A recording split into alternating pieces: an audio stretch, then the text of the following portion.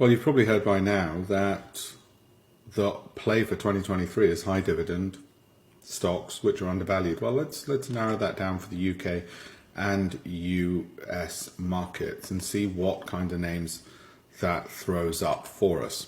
This is the UK list, and what I've done here initially is look at the FTSE 350, so they're the 350 largest UK companies. We've got the price performance since the start of the year, the yield, that's what we're looking at, sorted by the yield, and then valuation, want that number to be as low as possible, and the PEG, and we ideally want that to be as low as possible. So what does it get us? Well, gets us some in banking, which doesn't really surprise me. NatWest, Diversified Energy Group as well. What else have we got? This one doesn't qualify because it's been falling. Glencore's still there, as is Rio Tinto, very similar. British American Tobacco, now that might come as a surprise, given that it's tobacco, but it's yielding well, and it's still undervalued, and you might have ethical reasons not to go into it. Aviva, again, financial services insurance, doesn't surprise me. Imperial Brands, and what else comes up? This one doesn't because it's too expensive, PEG above 1.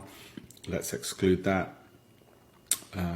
And that's pretty much a lot, I guess. Bluefield Solar Income Fund, don't like income funds, so we'll forget that one.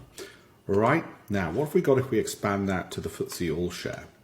Okay, what names come up now? Well, of course, you've got some good yielding, rolling yield ones, but we don't have a valuation, usually because it's loss-making, or there might be other reasons for it. So what are we left with over here? Diversified Energy Company, NatWest again, obviously. Me Group, interesting. Don't know what they do, but I better start looking at it, given it's up 81% so far this year, rolling yield and so on. Who else have we got down here that might be of interest? Well, Glencore we already discussed.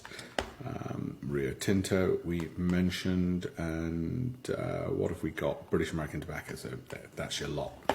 Okay, now let's go into the final lot, which is the US S&P 500.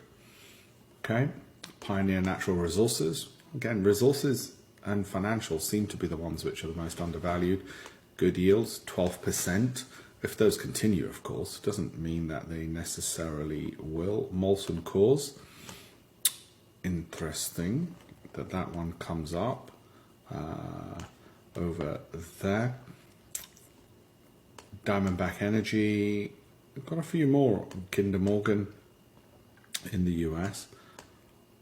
ONIEC, if that's the correct pronunciation. EOG Resources, Williams. What else? International Business Machines, otherwise known as IBM.